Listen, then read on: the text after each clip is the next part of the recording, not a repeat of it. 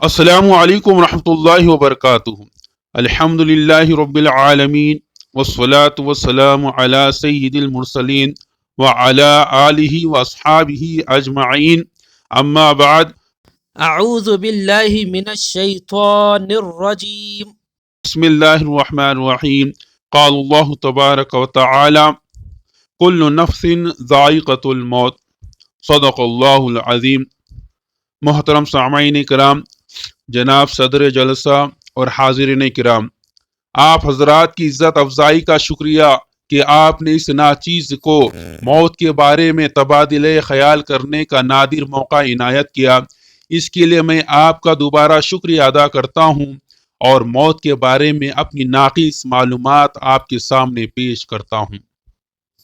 ابھی میں نے آپ حضرات کے سامنے کتاب اللہ کی ایک آیت کریمہ تلاوت کی ہے، جس کا مفہوم یہ ہے کہ ہر جاندار کو موت کا مزہ چکھنا ہے۔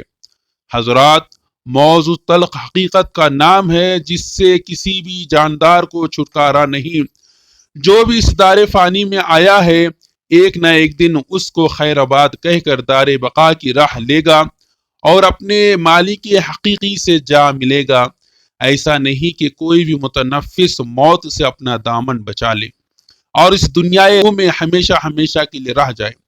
کتنے ہی انبیاء علیہ الصلوۃ والسلام، اولیاء اعظام، بزرگان دین اور کر روفر والے بادشاہ و سلاطین اس کارگاہ عالم میں آئے اور ایک نہ ایک دن اس دار فانی سے چلے گئے۔ موت نے ان کو ایک لمحہ کی بھی فرصت نہیں دی اور اس نے ان حضرات کو اپنا لقمہ بنا لیا، جس کے نتیجے میں منو مٹی کے نیچے دب کر خاک میں مل گئے۔ حضرات، موت کا وقت کسی کو بھی معلوم نہیں کہ کب آ جائے۔ یہ بھی انسان کو نہیں معلوم کہ کس سرزمین میں اس کی موت آ جائے۔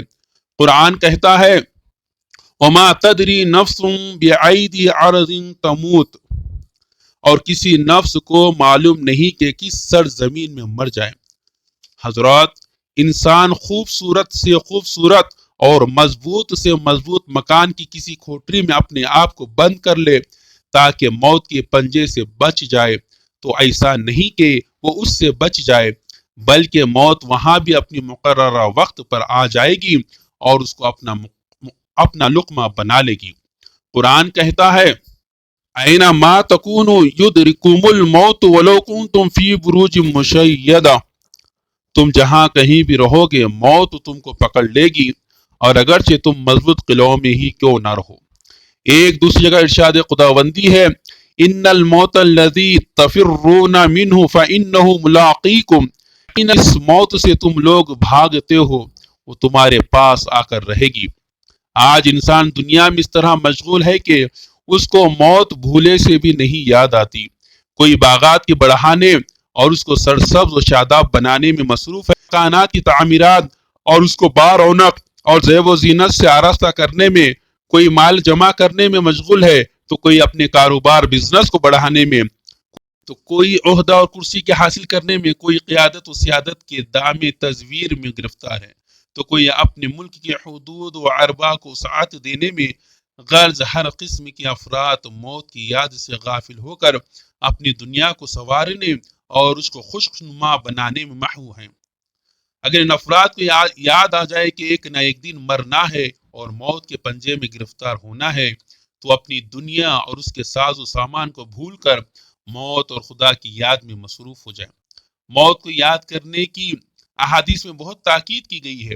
ایک موقع پر رسول خدا صلی اللہ علیہ وسلم نے ارشاد فرمایا جو لوگ موت کو سب سے زیادہ یاد کرنے والے ہوں آفت اور آخرت کا اعزاز و مرتبہ لے اڑے۔ حضرات، جب انسان موت سے قریب ہوتا ہے اور موت انسان کے سر پر منڈلانے لگتی ہے تو مرنے والے انسان کی عجیب و غریب حالت ہوتی ہے۔ نزع یعنی جان نکلنے کا وقت بڑا ہی سخت ہوتا ہے۔ انبیاء علیہ الصلوۃ والسلام موت سے اتنا ڈرتے تھے کہ بے حد لرزتے اور کانپتے تھے۔ حضرت عیسیٰ علیہ السلام اپنے حوارین سے کہا کرتے تھے کہ دعا کرو کہ وقت نزع کی تکلیف مجھ پر آسان ہو جائے، کہ موت کے ڈر نے مجھے موت کے قریب پہنچا دیا۔ اللہ کے رسول صلی اللہ علیہ وسلم نے بھی دعا مانگا کرتے تھے اے اللہ مجھ پر موت اور نزع کی سختی آسان فرما۔ نزع اور جان کنی کی گھڑی اس وقت سخت ہوتی ہے کہ دوسرے اس کا ادراک بھی نہیں کر سکتے۔ حضرت عائشہ رضی اللہ تعالی عنہا سے مروی ہے کہ جب رسول خدا صلی اللہ علیہ وسلم پر نزاع کی کیفیت طاری تھی تو ایک پانی سے بھرا ہوا پیالہ آپ کے سامنے رکھا تھا۔ آپ صلی اللہ علیہ وسلم اپنے ہاتھ مبارک بار بار پانی میں ڈالتے اور اپنے منہ پر پھیرتے تھے اور فرماتے، خدایا نزاع کی سختی میں میری مدد فرما۔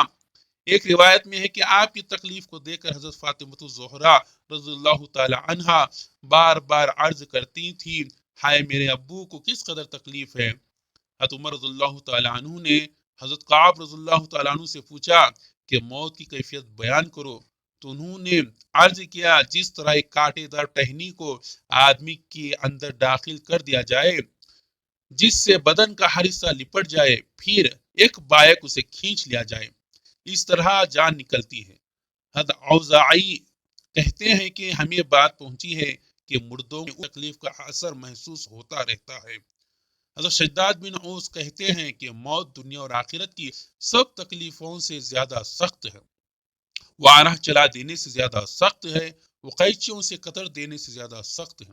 حضرات، موت کی تکالیف کی داستان بہت وسیع ہے، انسان کی ہدایت کے لیے بیان کردہ واقعات کافی ہیں اور نہ ماننے والوں کے لیے پورا دفتر بھی کم ہے۔ خدا تعالی ہم سب مسلمانوں کو موت کی سختی سے بچائے۔ وآخر دعوانا ان الحمد للہ رب العالمین۔